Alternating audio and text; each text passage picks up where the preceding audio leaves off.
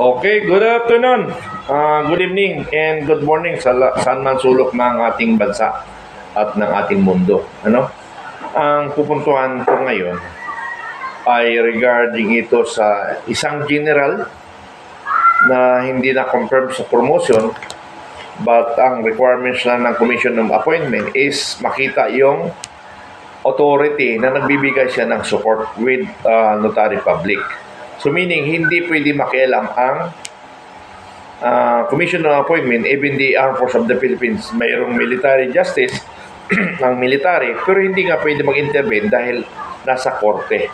Ngayon, nagsalita ng isang general, si General Sibilia, dati kong kasama sa advance force.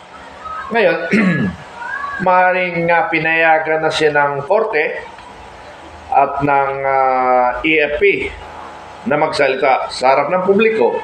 Bakit? Una, sa EFP, sinisira nung ex-wife ni General Sibilia, pati armed forces dinadamay niya.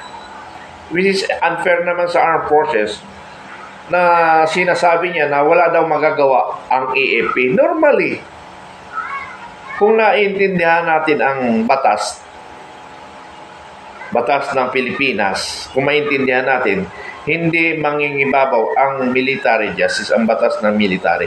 Within the military organization lang. Ngayon, hindi pwedeng mag-decision ang military dahil na nga nasa korte. For example, magdi-decision ang military at may decision ang civil court. Di mag-conflict. So, ibig sabihin, alin ang mas mahina doon? Yung military justice o yung korte? Depende yan sa sitwasyon.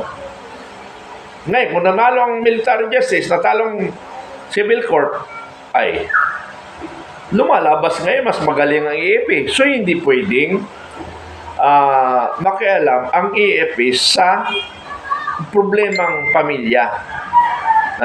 Hindi naman administrative yan. Although administrative, kung wala sa korte. That is family code, family problem eh. Kaya may batas doon. Doon hiniling ang saklolo ng bawat individual na may problema. Di ba? O, tingnan mo yung commission ng appointment. Mga senador na yan, o ano pa mga position. Hindi rin pwede makialam kasi mas mataas ang korte kaysa sa mga senador. Mas mataas sila. Kasi korte nga eh. So, pinayagan, nagsalita. Anong sinasabi ni General Sibilia? Una, yung kanyang ex-wife ay ginagamit niyang kapital yung anak niya. Kasi hindi ako kapanipaniwala na may namaltrato kasamang anak niya. Ay may disiplina ang EFP ang sundalo. Bari, siguro isolated yan. Pero sa pagkatao ni General Sibilia, hindi ako makukumbinsi sa ganong propaganda ng ex-wife ni General Sibilia. Wala akong pinapanigan dito pero sa katotohanan lang ako. Dahil sabi ko nga, hindi ko tinotolerate sa mga tauhan ko yung mga ganon. Kasi kasiraan ng organisasyon, kakampiyan ko versus isa versus sa marami. Di ba? Okay. So, ano pa yung mga issue na pinupukol sa kanya? Hindi nagbibigay suporta. May suporta yan. 10,000. O depende na yan. Kung magkano man yan, kung piso man lang yan, nasa korte nga ang decision eh. Court ang nag-decision hindi si Colonel Sibilia. Nakuha natin, hindi si Colonel Sibilia ang nag-decision kung magkano man ang kanyang ibibigay doon sa kanyang pamilya. Kasi ang masaklap daw, according to statement ni General Sibilia, ang kasunduan na magkakita-kita sila ng anak niya, itinatago. Ikaw ba naman sa kasunduan tinatago? Di siyempre, kahit paano, magalit ka. Paano mag-revenge, di ba? Siyempre, tao lang siya na may damdamin rin. Hindi kumusundalo ang papapanigan lahat. Yung asawa, hindi. Sa tama lang decision. Kaya sabi ko nga doon sa unang vlog ko, na hindi ako ngayon magbibigay comment. Ang bibigyan ko lang comment kung ano yung narinig ko sa isang side, sa ex-wife. Then, analysis ko. Di ba?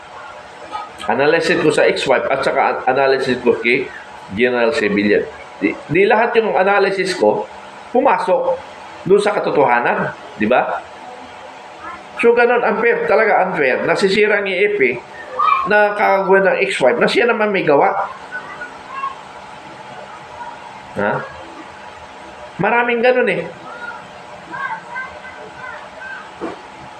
Kung nakapanood nyo yung vlog ko, nandoon yung nangyayari sa akin rin yan. Pero separate vlogs ko yun. Hindi ko na isingin dito kasi ang bida dito, si General Sibilya. Ano? So, okay, so mas for na, pakinggan nyo yung recording ng UNTV. Ano? Sila ang nag-cover nung social media, mainstream media ng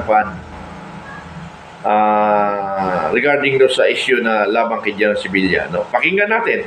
Hindi ko pa alam anong magiging epekto nito sa mga dalawa ko pang maliliit na anak. Pero nakikita ko na sa dalawa kong malalaking mga anak ang naging epekto.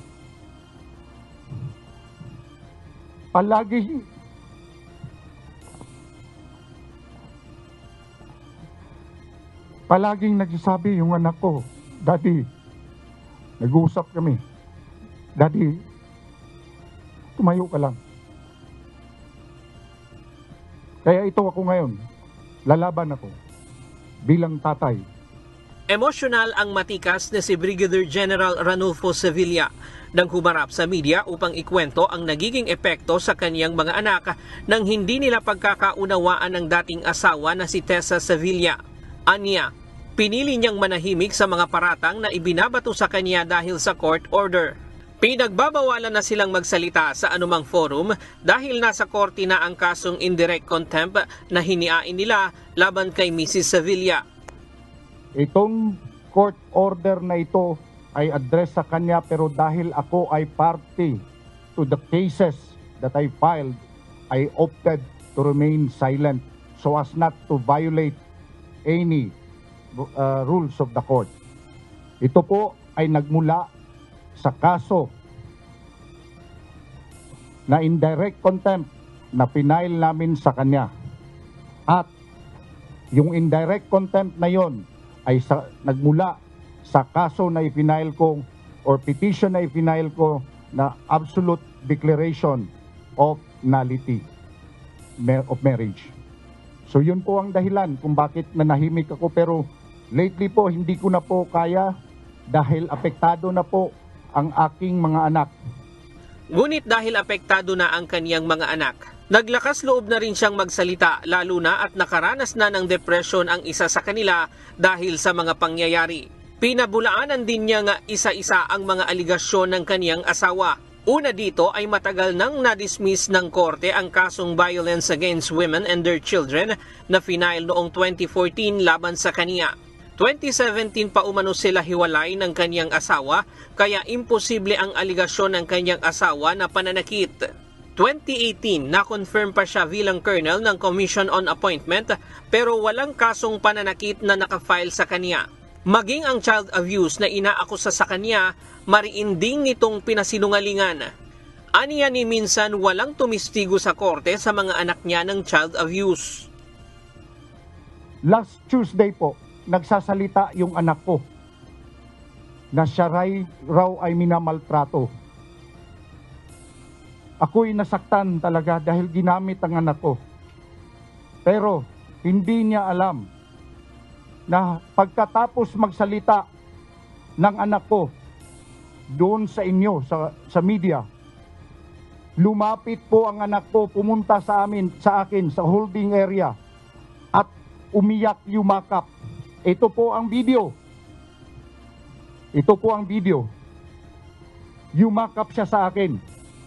Meron po bang child or abused child na lalapit sa abuser? Kayo na po ang humusga tungkol dyan. Therefore, I would like to categorically deny the accusation of child abuse. Maging ang kawalang aksyon ng AFP sa mga reklamong isinampa ng kaniyang asawa ay hindi rin daw totoo dahil pirmado mismo ni Mrs. Sevilla ang mga ginawang aksyon ng AFP, gaya ng pagbabawal kay General Sevilla na lumapit sa kanilang tahanan. Siguro sinasabi niya na walang aksyon dahil halos lahat ng complaints niya ay hindi pwedeng aksyonan dahil imposibleng aksyonan. Kagaya nitong sinasabi niya, pinapaalis ang nanay ko at anak ko sa pamamahay ko sa Fort Bonifacio habang nandoon ako sa Maguindanao nakipaglaban sa mga rebelde. Ayon sa general, nag-ugat ang awayan nilang mag-asawa dahil sa pagmamalupit ng kanyang asawa sa kanyang ina at unang mga anak nito. Dahil nanay ko po na 84 years old na may sakit na cancer at anak ko po na babae, pinapalayas niya sa bahay. Doon po nag-ugat ang away namin. Tuwing uuwi yung anak ko na nag-aral sa Baguio, hirap na hirap ako kung saan ko siya papatuloyin dahil ayaw niyang patuloyin sa loob ng quarters ko. Ipinagkaloob din umano ng korte ang shared custody sa kanilang mga anak pero patuloy daw itong ipinagkakait sa kanya. Aminado ang general na nagkaroon siya ng ibang mga karelasyon pero pagkatapos na raw ito ng kanyang pag-file ng nullity of marriage noong 2019. Sa issue ng sustento, ipinagpapaubaya na lang daw niya ito sa korte. Ang Armed Forces of the Philippines tiniyak na hindi nila kinukonsinti ang mga miyembro na nang-aabuso ng mga anak at kababaihan. Dumadain ito sa due process para mabigyan ng parehong pagkakataon ang inaakusahan at nag-aakusa. The Armed Forces of the Philippines takes very seriously all allegations and complaints of misconduct, more so complaints involving violence against women and children. These cases are being investigated by the Office on Ethical Standards and Public Accountability o ang ating OESPA office, as well as the Office of the Provost Marshal General or the OTPMG of the Armed Forces of the Philippines. Ayon naman sa Gender and Development Office ng AFP, noong nakaraang taon na aksyonan ang mga reklamo laban sa ilang mga miyembro ng AFP. Pero itong lahat ng ito ay na-aksyonan po ito. Meron po tayong mga na-discharge, meron po tayong na-demote, meron naman din po na amicable settlement. Kasi alam nyo, kami sa Armed Forces, mataas pa rin ang pagtingin namin na manatili ang pamilya, maging intact ang pamilya natin. So, hanggat kaya natin na kaya pa ba, baka kung kailangan natin bigyan ng administrative sanction para lang matuto ang